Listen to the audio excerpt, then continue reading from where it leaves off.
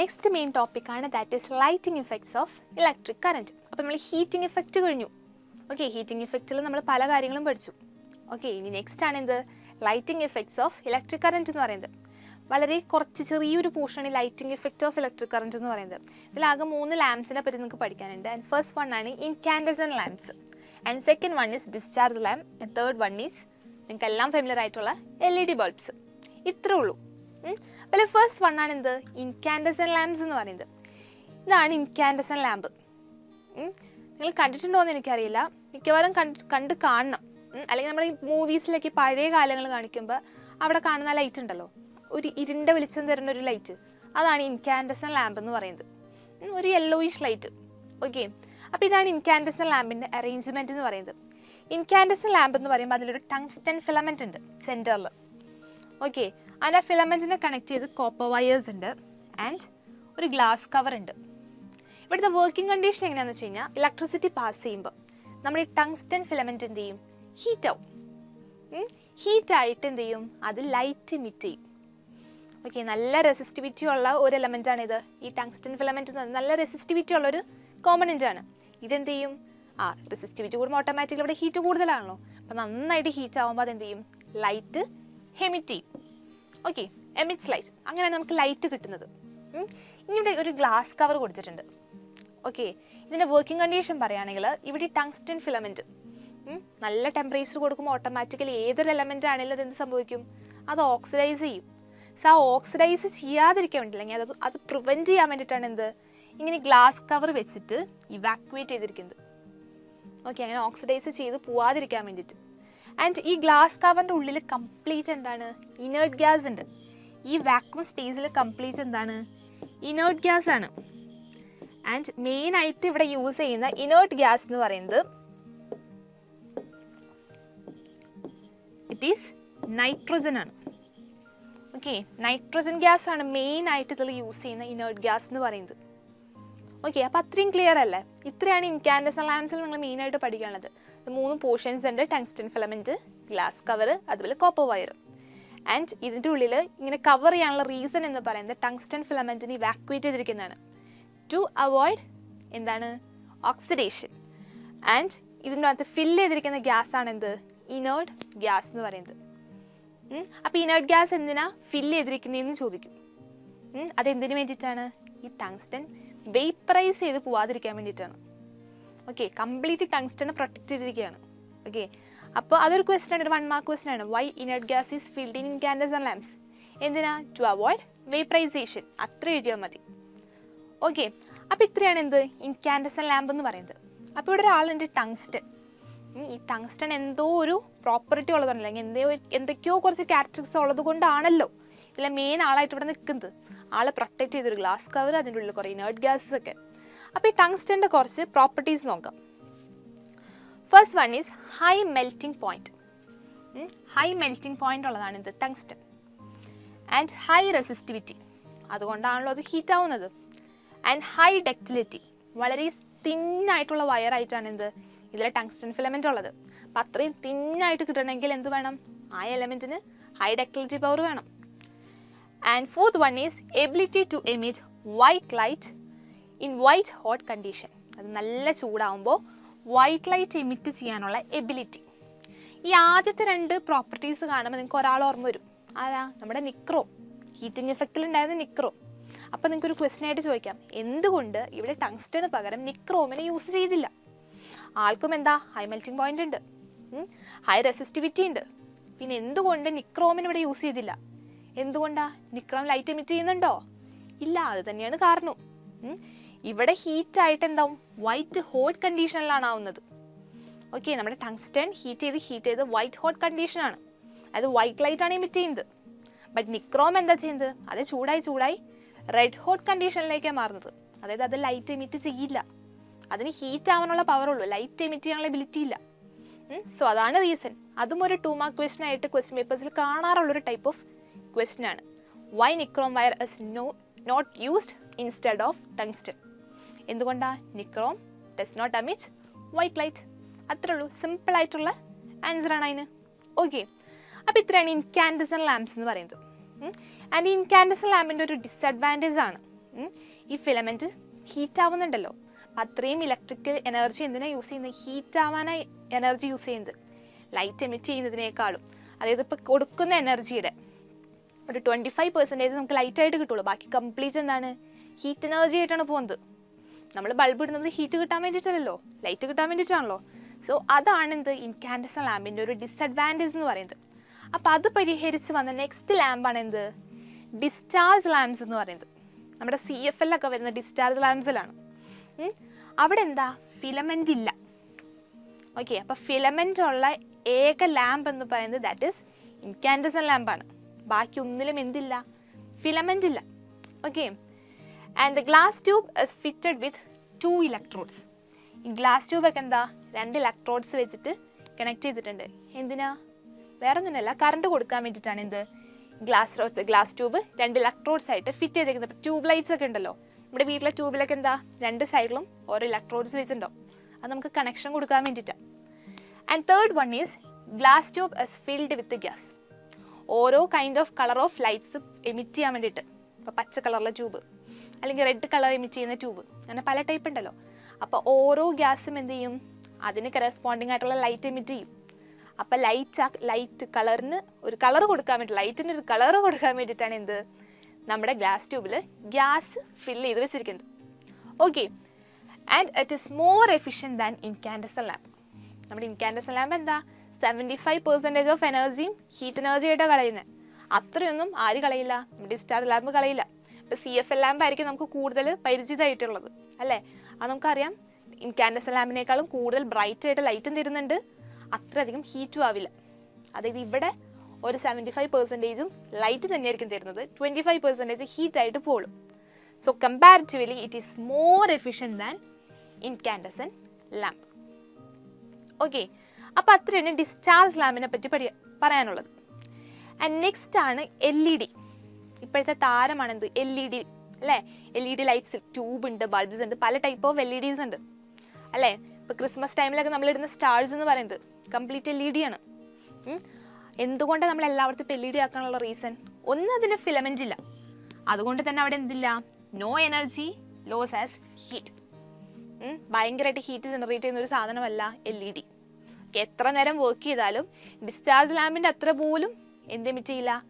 Heat energy ആയിട്ട് അല്ലെങ്കിൽ ഹീറ്റായിട്ട് electricity waste ചെയ്യുന്നില്ല. അതുകൊണ്ട് തന്നെ അവിടെ ലോ എനർജി കൺസപ്ഷൻ ആണ്. LED ബൾബ്സ് എന്താ? വളരെ കുറച്ച് എനർജിയിൽ അല്ലെങ്കിൽ വളരെ കുറച്ച് കറണ്ടിൽ LEDs വർക്ക് ചെയ്യും. നമുക്ക് ഈ ബൾബ്സ് യൂസ് ചെയ്തിട്ട് ഇപ്പോൾ കറണ്ട് ബില്ലിൽ തന്നെ ഭയങ്കര വേരിയേഷൻ വരും. സാധാ ബൾബിനേക്കാളും LED ബൾബ്സിന് എന്താണ്? കറണ്ട് വളരെ കുറവ് മതി. And there is no mercury, so not harmful to environment. LED ബൾബ്സിൽ എന്തില്ല? മെർക്കുറി കണ്ടൻസ് ഇല്ല, അതുകൊണ്ട് തന്നെ എന്താ? എൻവയോൺമെൻറ്റ് ഫ്രണ്ട്ലി ആണെന്ത്? നമ്മുടെ LED ബൾബ്സ് എന്ന് പറയുന്നത്. ഓക്കെ, അപ്പോൾ LED ബൾബ്സിൻ്റെ ചിലപ്പോൾ അഡ്വാൻറ്റേജസ് ഒക്കെ ചോദിക്കാം. അപ്പോൾ ഇതൊക്കെ എഴുതിയാൽ മതി. ഒന്ന്, ഹീറ്റായിട്ട് എനർജി ലോസ് ഇല്ല, പിന്നെ ലോ എനർജി കൺസപ്ഷനാണ്, പിന്നെ പ്രൈസ് മറ്റേ ബൾബ്സിനേക്കാളും LED ബൾബ്സിന് എന്താണ്? കോസ്റ്റ് ഇഫക്റ്റീവും കൂടിയാണ് എന്ത്? നമ്മുടെ LED ബൾബ്സ് എന്ന് പറയുന്നത്. ഓക്കെ, സോ അത്രയൊക്കെയാണ് എന്ത്? നമ്മുടെ ഇലക്ട്രിക് കറണ്ടിൻ്റെ ലൈറ്റിംഗ് ഇഫക്റ്റിനെ പറ്റി പറയാനുള്ളത്. വളരെ ചെറിയൊരു ടോപ്പിക്കാണ് ഈ lighting effect of electric current. ഈ 3 ലാംപ്സ് പഠിച്ചാൽ, incandescent lamp, discharge lamp, LED, ഇത്രയും പഠിച്ചു കഴിഞ്ഞാൽ lighting effect of electric current അവിടെ കഴിഞ്ഞു. ഓക്കെ, ക്ലിയർ അല്ലേ? സോ ഇത്രയാണ് നമ്മുടെ ഫസ്റ്റ് ചാപ്റ്ററിൽ വരുന്ന മെയിൻ ടോപ്പിക്സ് എന്ന് പറയുന്നത്. അപ്പോൾ നമ്മളിന്ന് എന്തൊക്കെയാണ് കണ്ടത്? ഫസ്റ്റ് തന്നെ ജൂൾസ് ലോ ആയിരുന്നു അല്ലേ? ജൂൾസ് ലോ എന്താണ്? അതിൻ്റെ ഇക്വേഷൻസ് ആൻഡ് ഇക്വേഷൻ ബേസ് ചെയ്ത് വരുന്ന കുറച്ച് ക്വസ്റ്റ്യൻസ്, അതായത് നമ്മുടെ ഫസ്റ്റ് സെക്ഷൻ എന്ന് പറയുന്നത്. ആൻഡ് ദെൻ കണക്ഷൻസ് ആണ്. 2 ടൈപ്പ് കണക്ഷൻസ് നമ്മൾ കണ്ടിരുന്നു, that is series and parallel connection. And then electric power ഉണ്ടായിരുന്നു. പവർ അത് ബേസ് ചെയ്ത് വരുന്ന 3 ഇക്വേഷൻസ് ഉണ്ടായിരുന്നു. ആൻഡ് അത് ഉപയോഗിച്ച് ചെയ്യുന്ന കുറച്ച് problems. And then safety fuse, overloading, short circuit, ഇത്രയൊക്കെ നമ്മുടെ heating effect of electric current എന്ന് പറഞ്ഞൊരു ഹെഡിങ്ങിൻ്റെ താഴെ വന്നിരുന്ന കുറച്ച് കാര്യങ്ങൾ. ആൻഡ് ദെൻ ലാസ്റ്റ് നമ്മൾ കണ്ടിട്ടുള്ള lighting effect of electric current. അവിടെ നമ്മൾ 3 ലാംപ്സുകൾ കണ്ടു, incandescent lamps, discharge lamps, LED bulbs. ഇത്രയുള്ള നമ്മുടെ ഫസ്റ്റ് ചാപ്റ്റർ എന്ന് പറയുന്നത്. അതായത് 1 മിനിറ്റിനുള്ളിൽ പറഞ്ഞു തീർക്കാവുന്ന അത്രയും ടോപ്പിക്സ് മാത്രമേ എന്തുള്ളൂ ഈ ഒരു ചാപ്റ്ററിലുള്ളൂ. ആൻഡ് അതും വളരെ സിമ്പിളായിട്ടുള്ള കുറച്ച് ടോപ്പിക്സ് മാത്രമാണ്. ഓക്കെ, സോ നമുക്കൊന്ന് 2 പ്രോബ്ലംസ് ചെയ്ത് നോക്കാം. ചില ഫസ്റ്റ് ക്വസ്റ്റ്യൻ വന്നത്, ഒരു സർക്യൂട്ട് നിങ്ങൾക്ക് തന്നിട്ടുണ്ട്. ആ സർക്യൂളിൽ 2 ബൾബ്സ്, ഇത് ബൾബിൻ്റെ സിമ്പലാണ്. ഓക്കെ, സോ 2 ബൾബ്സ് കണക്ട് ചെയ്തിട്ടുണ്ട്. അത് പാരലൽ ആയിട്ടാണ് കണക്ട് ചെയ്തിരിക്കുന്നത്. ഓക്കെ, ആൻഡ് അതിലൂടെ പാസ് ചെയ്യുന്ന കറണ്ട് എന്ന് പറയുന്നത് 5 ആംപിയർ ആണ് ആൻഡ് 230 വോൾട്ട്, അത്രയും വോൾട്ടേജ് സപ്ലൈ ചെയ്യുന്നുണ്ട്.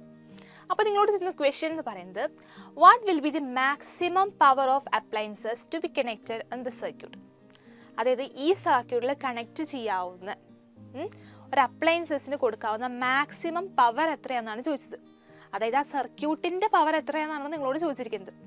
ഈ സർക്യൂട്ടിൽ എത്ര പവറുള്ള അപ്ലയൻസ് വരെ കണക്ട് ചെയ്യാം. ഓക്കെ, അപ്പോൾ എന്താ ഇവിടെ ചോദിച്ചിരിക്കുന്നത്? പവർ കാണാനാണ് ചോദിച്ചിരിക്കുന്നത്. റൈറ്റ്, അപ്പോൾ പവറിന് നമ്മൾ 3 ഇക്വേഷൻസ് പഠിച്ചിട്ടുണ്ട്. ഏതൊക്കെയായിരുന്നു? Yes, I²R, V²/R and VI. ഇവിടെ നമുക്ക് ക്വസ്റ്റ്യനിൽ തന്നിരിക്കുന്നത് കറണ്ട് തന്നിട്ടുണ്ട് അല്ലേ? I = 5 ആംപിയർ കറണ്ട് തന്നിട്ടുണ്ട്. പിന്നെ വോൾട്ടേജ് തന്നിട്ടുണ്ട്, V = 230 വോൾട്ട്. അപ്പോൾ വിയും ഐയും മാത്രമേ നമുക്ക് അറിയുള്ളൂ. സോ ആ 3 ഇക്വേഷൻസിൽ നിന്ന് നമ്മൾ ഏത് ഇക്വേഷൻ ചൂസ് ചെയ്യണം? യെസ്, ലാസ്റ്റ് വൺ, അതായത് P = VI എന്ന് പറഞ്ഞ ഇക്വേഷൻ വേണം നമ്മൾ ചൂസ് ചെയ്യാനായിട്ട്. ദെൻ എന്ത് ചെയ്യുക? ഡയറക്റ്റ് സബ്സ്റ്റിറ്റ്യൂഷൻ ആണ്. സോ 230 × 5 എന്ന് പറയും. ദാറ്റ് ഈസ് ഈക്വൽ ടു, അത് മൾട്ടിപ്ലൈ ചെയ്യുമ്പോൾ നമുക്ക് എത്ര കിട്ടും? 1150. And unit of power, yes, what. ഇതാണ് ഈ ക്വസ്റ്റിൻ്റെ ആൻസർ വരുന്നത്. അപ്പോൾ എന്ത് ചെയ്യണം? ഫസ്റ്റ് ക്വസ്റ്റ്യൻ നന്നായിട്ട് വായിക്കാം. ക്വസ്റ്റ്യനിൽ എന്തൊക്കെ നമുക്ക് പ്രൊവൈഡ് ചെയ്തിട്ടുണ്ടോ അതെന്ത് ചെയ്യുക? പിക്ക് ഔട്ട് ചെയ്ത് എഴുതുക. ദെൻ അതിന് അപ്രോപ്രിയേറ്റ് ആയിട്ടുള്ള ഇക്വേഷൻസ് ചൂസ് ചെയ്യുക. എന്നിട്ട് സബ്സ്റ്റിറ്റ്യൂട്ട് ചെയ്യുക, ആൻസർ ഫൈൻഡ് ഔട്ട് ചെയ്യുക. ഓക്കെ, സിമ്പിൾ പ്രൊസീജിയറാണ്. സോ നെക്സ്റ്റ് ക്വസ്റ്റ്യൻ നോക്കാം. An electric heater of resistance 1000 ohm works on 230 volt supply. ഒരു ഇലക്ട്രിക് ഹീറ്റർ, അതിൻ്റെ റെസിസ്റ്റൻസ് തന്നിട്ടുണ്ട് 1000 ohm ആണ്. Works on 230 volt. വോൾട്ടേജ് തന്നിട്ടുണ്ട് 230 വോൾട്ട് ആണ്. And first question, write the energy change taking place in electric heater. Electric ഹീറ്ററിലുള്ള energy change എന്താണെന്നാണ് നിങ്ങളോട് എഴുതാൻ ചോദിച്ചിരിക്കുന്നത്. അവിടുത്തെ എനർജി ചേഞ്ച് എന്താ വരുന്നത്? നമ്മൾ കൊടുക്കുന്നത് എന്താണ്? ഇലക്ട്രിസിറ്റിയാണ്. സോ ഇലക്ട്രിക്കൽ എനർജി, ഏടെ ആൻസർ എന്ത് വരും? ഇലക്ട്രിക്കൽ എനർജി ടേൺസ് ടു എന്തായിട്ടാണ് പറഞ്ഞത്? ഇലക്ട്രിക് ഹീറ്ററാണ് അല്ലേ? ഹീറ്ററാണ്. അതെന്തിനാണ് യൂസ് ചെയ്യുന്നത്? ഹീറ്റ് ചെയ്യാനാണ് യൂസ് ചെയ്യുന്നത്. അപ്പോൾ അവിടെ എമിറ്റ് ചെയ്യുന്നത് ഏത് എനർജി ആയിരിക്കും? യെസ്, ഹീറ്റ് എനർജി ആയിരിക്കും. So electrical energy change to heat energy. So അതാണ് ഫസ്റ്റ് വണ്ണിൻ്റെ ആൻസർ വരുന്നത്. Okay, and second question, calculate the electrical energy consumed when heater works for 1 hour.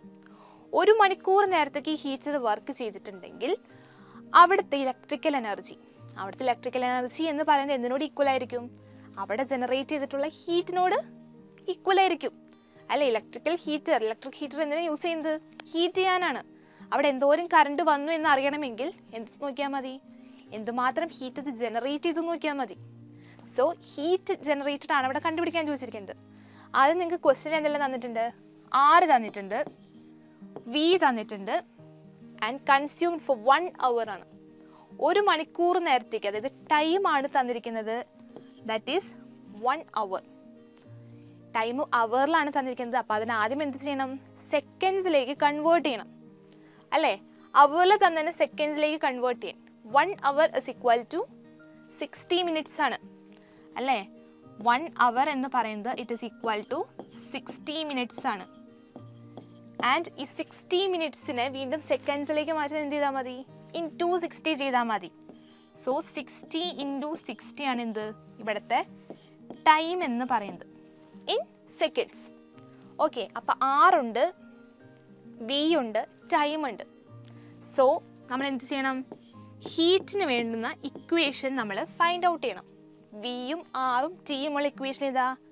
V²/R × T. So ആ equation ആണ് ഇവിടെ substitute ചെയ്യേണ്ടത്. Okay, V²/R × T. So substitute ചെയ്യുമ്പോൾ V² എത്രയാണ് തന്നിരിക്കുന്നത്? 230 ആണ് തന്നിട്ടുള്ളത് V എന്ന് പറയുന്നത്. and R is equal to 1000. Okay, so direct substitution കൊടുക്കുമ്പോൾ 230 square, that means 230 into 230 into time എത്രയാ 60 into 60 ആണ്. അപ്പോൾ അത് കൊടുക്കുക 60 into 60 divided by 1000. Okay, direct substitution കൊടുക്കുമ്പോൾ ഇങ്ങനെ വരും. ക്ലിയർ അല്ലേ? ആൻഡ് ഇത് സോൾവ് ചെയ്ത് വരുമ്പോൾ എത്ര കിട്ടും? 9440 ജൂൾ എന്ന് ആൻസർ കിട്ടും. ഓക്കെ, അപ്പം എന്താ ഫസ്റ്റ് നമുക്ക് അറിയേണ്ടത് ഇവിടെ ഇക്വേഷൻ ചൂസ് ചെയ്യാനാണ്.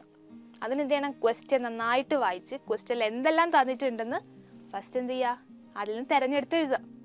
ആൻഡ് അത് ഉപയോഗിച്ചിട്ടുള്ള ഇക്വേഷൻ നമ്മൾ എന്ത് ചെയ്യുക? ഓർത്തെടുക്കുക. ദെൻ ഇക്വേഷൻസിലേക്ക് സബ്സ്റ്റിറ്റ്യൂട്ട് ചെയ്യുക. ആൻഡ് സബ്സ്റ്റിറ്റ്യൂട്ട് ചെയ്യുന്നതിന് മുമ്പ് എല്ലാം അവരവരുടെ തന്നെ യൂണിറ്റ്സിലാണോ കിടക്കുന്നതെന്ന് ഉറപ്പ് വരുത്തുക. ടൈം ആയിരിക്കും മിക്കവാറും നിങ്ങൾക്ക് മാറ്റി തരാം. ചിലപ്പോൾ മിനിറ്റിൽ തരും, ചിലപ്പോൾ അവറിൽ തരും. ഏതിൽ തന്നാലും സെക്കൻഡ്സിലിട്ട് തന്നെ വേണം എന്ത് നമ്മുടെ ആൻസർ കണ്ടുപിടിക്കാനായിട്ട്. ഓക്കെ, അപ്പോൾ ഈ കൈൻഡ്സ് ഓഫ് ക്വസ്റ്റ്യൻസ് ഒക്കെ തന്നെയായിരിക്കും നിങ്ങൾക്ക് ക്വസ്റ്റ്യൻ പേപ്പറിലും ചോദിക്കാം. ഒരു ഹീറ്റ് കണ്ടുപിടിക്കാനായിട്ട്, അല്ലെങ്കിൽ പവർ കണ്ടുപിടിക്കാൻ, അല്ലെങ്കിൽ ആംപറേജ് കണ്ടുപിടിക്കാനായിട്ട്, അല്ലെങ്കിൽ പിന്നെ ഷോർട്ട് ആൻസേഴ്സ് ടൈംസ് ആയിരിക്കും. Okay, so that's all for this chapter. അപ്പോൾ ഇൻ കേസ് ഈ ചാപ്റ്ററിൽ എന്തെങ്കിലും ഡൗട്ട്സ് ഉണ്ടെങ്കിൽ എന്ത് ചെയ്യുക? നമ്മുടെ കമൻറ്റ് ബോക്സിൽ കമൻറ്റ് ചെയ്താൽ മതി. ആൻസേഴ്സ് നിങ്ങൾക്ക് പ്രൊവൈഡ് ചെയ്യുന്നതായിരിക്കും. ഓക്കെ, ആൻഡ് നമ്മൾ ഈ ചാപ്റ്റർ കണ്ടപ്പോൾ എന്താ ഒരുപാട് മാത്തമാറ്റിക്കൽ പ്രോബ്ലംസ് ഉണ്ട് അല്ല. ഈ മാത്തമാറ്റിക്കൽ പ്രോബ്ലംസ് ഈസി ആയിട്ട് സോൾവ് ചെയ്യണമെങ്കിൽ നമ്മൾ അതിന് മാത്രം പ്രോബ്ലംസ് പ്രാക്ടീസ് ചെയ്തിട്ടുണ്ടാവണം. സോ അങ്ങനെ നിങ്ങൾക്ക് പ്രാക്ടീസ് ചെയ്യാൻ വേണ്ടിയിട്ട് നമ്മുടെ എക്സാം പോയിന്റ് ഗൈഡിൽ ഒരുപാട് ക്വസ്റ്റ്യൻസ് അവൈലബിൾ ആണ്. അവർ ചാപ്റ്റർ റിലേറ്റഡ് ആയിട്ടുള്ള ഒരുപാട് ഷോർട്ട് ആൻസേഴ്സും അല്ലെങ്കിൽ ഷോർട്ട് നോട്ട്സ് എല്ലാം നമ്മുടെ എക്സാം പോയിന്റ് ഗൈഡിൽ അവൈലബിൾ ആണ്. സോ എന്ത് ചെയ്യാം? അതും നന്നായിട്ട് റെഫർ ചെയ്ത് പഠിക്കുക.